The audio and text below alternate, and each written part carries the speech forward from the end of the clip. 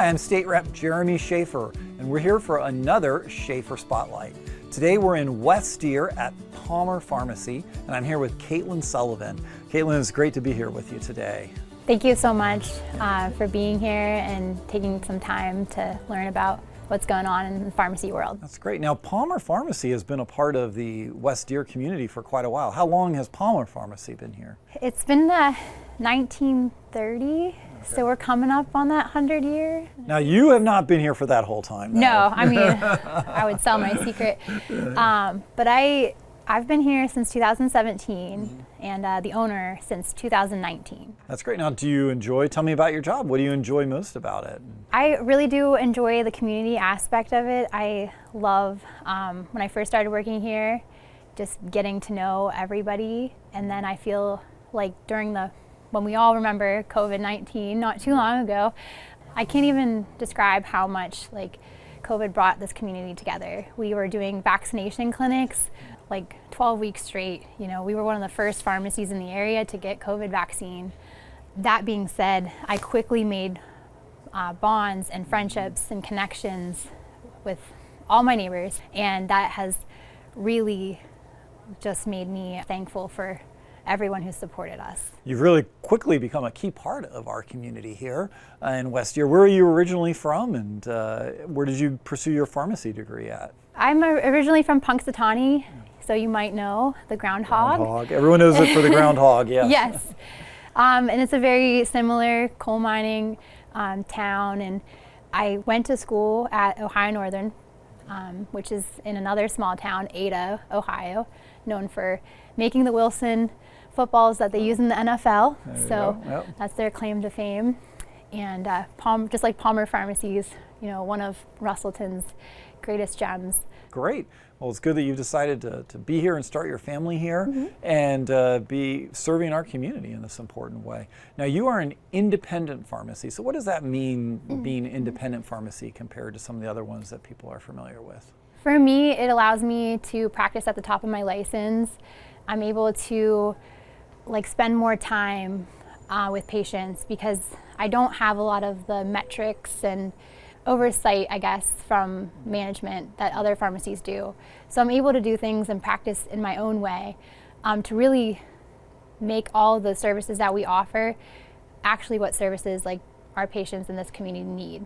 Every community is different that you live in. In our community, we serve a lot of seniors, and something that we've recently, in the past year, have started doing is meds at home and long-term care services. So that allows our seniors in this community to live longer and also remain in their home and be independent. It's important, and you're obviously here, located right here in Russellton. How people come from? How far do people typically come from to your patients? I have people that drive over 20 minutes, which is they've moved out of the area and still come. So that's really wonderful. I would say the majority of people do live right in this area. Now, you recently, I think, also started doing some more in your store here. You've also added some tasty treats. Can you tell us about that? Yeah, we've had Simply Tasteful Creations, and they are a bakery where you could go to and order sweet treats and get a coffee. One of the great things is that you're a locally owned business and you're doing a great job serving the patients here in the area. But oftentimes regulations and policies out of Washington, D.C. or Harrisburg dramatically affect your business. Can you tell us about some of those regulations that you're dealing with or outside entities and how they affect your ability to serve your patients? Federally, we're waiting on a lot of PBM reform right now that would address pharmacy benefit managers or PBMs. Practices that have typically been very harmful for all pharmacies, and was one of the biggest reasons why we've seen close to 600 pharmacies close in Pennsylvania since the start of this year. And I would say number one is spread pricing, so they're looking to ban that and enforce that.